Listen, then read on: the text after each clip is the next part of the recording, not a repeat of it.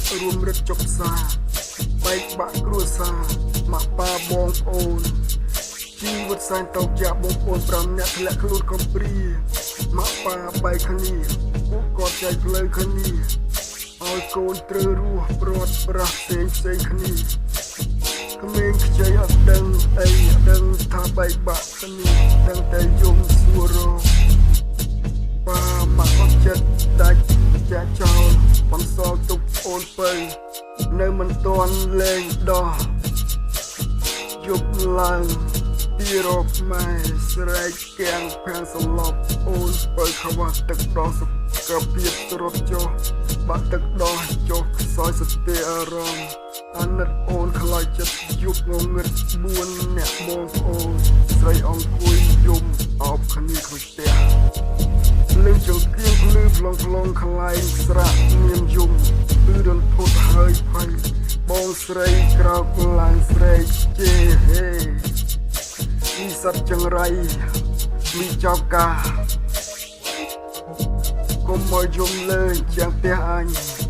ហើយព្រួយរន្ធត់ជប់ស្ងាត់បាត់សំលេងឲ្យជើងអូនបើដេកបងស្រីជាងលំប្រលឹង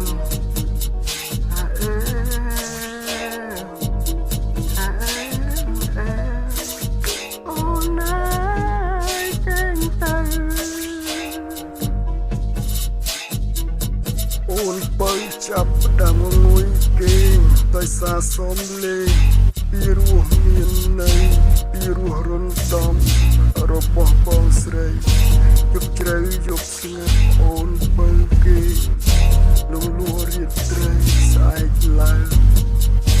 យើងត្រូវបែកគ្នាខ្លះទៅនៅជាមួយពូខ្លះទៅនៅជាមួយអ៊ំខ្លះទៅនៅជាមួយយាយអបអូនស្រីបងបារម្ភមកគិតនៅសុខទុក្ខទៅជាយ៉ាងណាពេលនេះសុខភាពមិនសូវល្អនិយាយមិនកើតជឿស្កាត់បានអ្នកណាអ្នកមើលបើអូនមិនទាន់ចេះនិយាយស្ដីប្រាប់ថាឈឺយ៉ាងម៉េចផងនេះអូឈឺក្បាលបងប្អូន5អ្នកក៏ត្រូវចែកផ្លូវគ្នាខ្លះទៅនៅជាមួយអ៊ំខ្លះក៏នៅជាមួយពូខ្លះនៅជាមួយយាយយូរខែយូរថ្ងៃទើបជួបមុខគ្នាម្ដងវេលាកន្លងពិតជាធ្វើឲ្យឆាជីវិតមួយនេះជឿចាប់ខ្លាំងណាស់